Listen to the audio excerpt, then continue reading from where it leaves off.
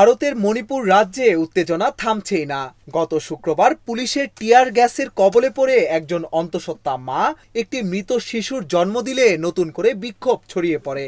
উদ্ভূত পরিস্থিতিতে কারফিউ শিথিলের সময়সীমা কমিয়ে আনে রাজ্য সরকার। স্থানীয় সংবাদ মাধ্যম নাগাল্যান্ড পোস্ট জানিয়েছে, শিক্ষার্থীদের বিক্ষোভে পুলিশি হামলার প্রতিবাদে গত শুক্রবার হাজার হাজার নারীর সঙ্গে প্রতিবাদে অংশ নিয়েছিলেন লাইসরাম সঞ্চিতা। পরে বিক্ষোভকারীদের ছত্রভঙ্গ করতে পুলিশ একসময় কাঁদানে গ্যাসের শেল ছোড়ে। এতে গুরুতর অসুস্থ হয়ে পড়েন সঞ্চিতা। পরে হাসপাতালে একটি মৃত শিশুর জন্ম দেন 34 বছর বয়সী লাইসরাম সঞ্চিতা। ইম্ফলের আঞ্চলিক ইনস্টিটিউট অফ মেডিকেল সায়েন্স জানিয়েছে, সঞ্চিতাকে গুরুতর অসুস্থ অবস্থায় ভর্তি করানো হয়। তিনি একটি মৃত সন্তান জন্ম দেন।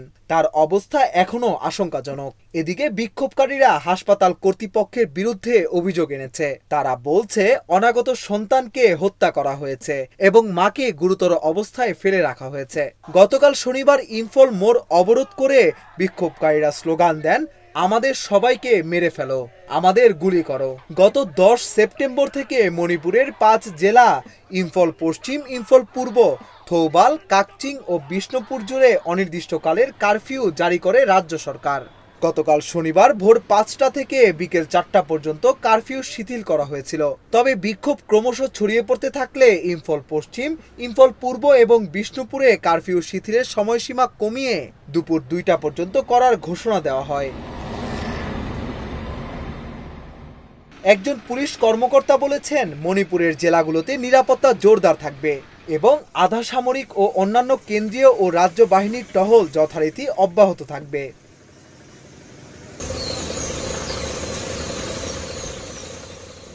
কুকি ও মেইতে সম্প্রদায়ের সংঘর্ষে গত বছরের মে থেকে উত্তপ্ত ভারতের মণিপুর। দফায় দফায় সংঘর্ষে পরিস্থিতি নিয়ন্ত্রণের বাইরে। কেন্দ্রীয় বাহিনী মোতায়েনের পরও মণিপুরের পরিস্থিতি বেসামাল।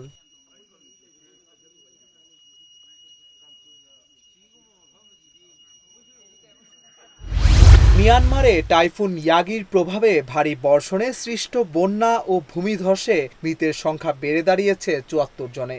এছাড়া নিখোঁজ রয়েছে অন্তত 89 জন। ফলে মৃতের সংখ্যা আরও বাড়তে পারে বলে আশঙ্কা করা হচ্ছে। বার্তা সংস্থা এএফপির প্রতিবেদনে জানা যায়, ইয়াগির জেরে 65,000-এর বেশি ঘরবাড়ি ক্ষতিগ্রস্ত হয়েছে। বাস্তুচ্যুত হয়েছে 2,35,000-এর বেশি মানুষ। দেশটির রাজধানী নেপিদোতে বন্যার প্রভাব পড়েছে। সেখানে শত শত মানুষ আটকা পড়েছে। নেপিদোর তাতকোন এলাকায় বন্যায় ঘরবাড়ি প্লাবিত হয়েছে। ইয়াঙ্গুন ও মান্দালয়ের মধ্যকার রেল পরিবহন সাময়িকভাবে বন্ধ হয়ে গেছে। মান্দালয়ের পিয়াবুয়ে শহরের একটি রেল সেতু বন্যায় ভেসে গেছে। নেপিদোর ইয়াঙ্গুন মান্দালয় মহাসড়কও পানিতে ডুবে গেছে। ফলে যানবাহন চলাচল স্থবির হয়ে পড়েছে। এর মধ্যে মান্দালয়, সাগাইন ও মগওয়ে অঞ্চলে আরও ভারী বৃষ্টিপাতের পূর্বাভাস দেওয়া হয়েছে।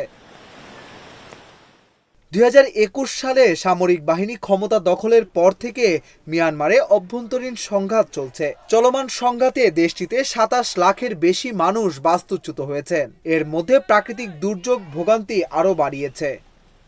এদিকে ভিয়েতনাম, লাওস ও থাইল্যান্ডের কিছু অংশে টাইফুন ইয়াগির জেরে বন্যা দেখা দিয়েছে। ইয়াগির প্রভাবে সবচেয়ে ক্ষতিগ্রস্ত হয়েছে ভিয়েতনাম। দেশটিতে ভূমিধস ও আকস্মিক বন্যায় 2.5 শতাধিক মানুষের মৃত্যু হয়েছে। এখনও নিখোঁজ রয়েছেন অনেকে। জেল থেকে বের হওয়ার 2 দিন পরই বড় ঘোষণা দিলেন দিল্লির মুখ্যমন্ত্রী অরবিন্দ কেজরিওয়াল। মুখ্যমন্ত্রীর পদ থেকে পদত্যাগ করবেন বলে ঘোষণা দিয়েছেন তিনি। স্থানীয় সময় আজ রোববার বিকেলে দলীয় সভায় আম আদমি পার্টির এই নেতা এমন ঘোষণা দেন। সংবাদ মাধ্যম এনডিটিভি জানায়, দিল্লিতে আম আদমি পার্টির কর্মীদের উদ্দেশ্যে ভাষণ দেন অরবিন্দ কেজরিওয়াল। সেখানে পদত্যাগ করবেন বলে ঘোষণা দেন। তিনি বলেন, 2 দিনের মধ্যে মুখ্যমন্ত্রী পদ থেকে পদত্যাগ করতে চলেছি। মানুষ রায় না দেওয়া পর্যন্ত আমি মুখ্যমন্ত্রীর চেয়ারে বসব না। আইনি আদালত থেকে ন্যায় বিচার পেয়েছি। এখন জনতার আদালত থেকে ন্যায় বিচার পেতে চাই। কেজরিওয়াল আরো বলেন, আমি পদত্যাগ করার পর আম আদমি পার্টির কাউকে মুখ্যমন্ত্রী করা হবে না। এ বিষয়ে মন্ত্রিসভার বৈঠকে সিদ্ধান্ত গৃহীত হবে। 6 মাস কারাবন্দী থাকার পর গত শুক্রবার জামিন পান দিল্লির মুখ্যমন্ত্রী ও আম আদমি পার্টির নেতা অরবিন্দ কেজরিওয়াল। ভারতের সুপ্রিম কোর্ট তার জামিন মঞ্জুর করেন। আবগারি দুর্নীতি মামলায় এনফোর্সমেন্ট ডিরেক্টরেটের হাতে গ্রেপ্তার হয়েছিলেন কেজরিওয়াল। সেই মামলায় আগেই জামিন পেয়েছিলেন। তবে মামলায় নিম্ন আদালতে জামিন পাওয়ার সঙ্গে সঙ্গেই সিবিআই এর হাতে গ্রেপ্তার হন কেজরিওয়াল। এর পরিপ্রেক্ষিতে জামিন চেয়ে আবেদন করেছিলেন আম আদমি পার্টির এই নেতা। জামিন চেয়ে প্রথমে তিনি দিল্লির হাইকোর্টের দ্বারস্থ হন, পরে সুপ্রিম কোর্টে মামলা যায়। গত 5 সেপ্টেম্বর শুনানি শেষে রায় স্থগিত রাখা হয়েছিল। অবশেষে গত শুক্রবার জামিন পান কেজরিওয়াল।